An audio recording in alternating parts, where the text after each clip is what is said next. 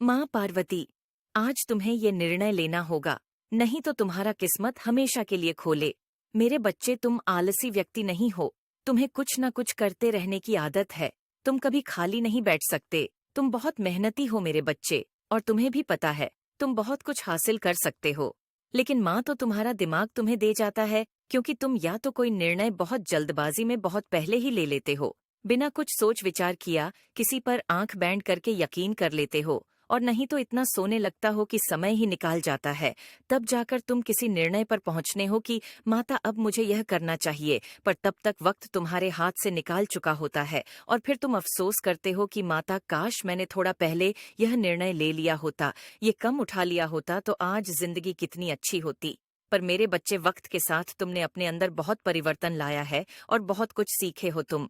इस महीने के बाद तुम कुछ ऐसा शुरू करोगे जिससे तुम्हारे करियर में ग्रोथ होगी। तुम्हारे दिमाग में दो तीन चीज चल रही है कि माता मुझे यह भी करना है, इसमें भी मेरा फायदा मुझे नजर ए रहा है, कि मुझे मेरी उन्नति नजर ए रही है, क्या मैं यह शुरू करूं? तुम्हारे दिमाग में दो तीन विचार हैं जी, पर तुम कम करना चाहते हो, जिसमें तुम्हें ऐसा लगता है कि तुम्हें सफलता मिलेगी। पर मेरे बच्चे, वो कम, वो करियर, वो रास्ता जो तुम सोच रहे हो, वो तुम्हारे व्यक्तित्व के बिल्कुल विपरीत है। अब तक तुमने जो कुछ भी किया है उसके बिल्कुल विपरीत है। तुम्हारा यह ख्वाब इसलिए समाज में लोग तुम्हें नीचे खींचना की कोशिश करेंगे कि इसका दिमाग पागल हो गया, इसकी बुद्धि फिर गई है, तभी तो यह कार्य करने का सोच रहा है। इसमें तुम्हें सफलता नहीं मिलेगी। पर उन लोगों की बटन पर ध्यान मत देना। तुम्हारा दिल जो तुमसे बार बार कह रहा है कि तुम्हें यह कम करना चाहिए, तो बस अपने दिल की सुना, क्योंकि तुम्हारा दिल सही निर्णय ले रहा है।